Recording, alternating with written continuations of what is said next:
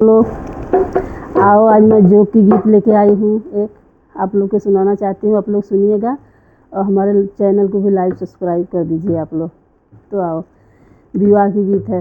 टीका लगल में जोक पठवली, टिकुली लगल जग आयल हो, हम नाही जाने जोगवा कामने रंग होला हो, हम नाही जाने जोगवा।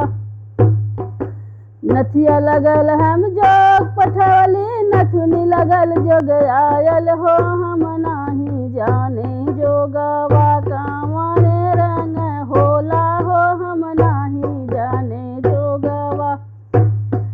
कामने रंग होला हो, हम नाही जाने जोगवा।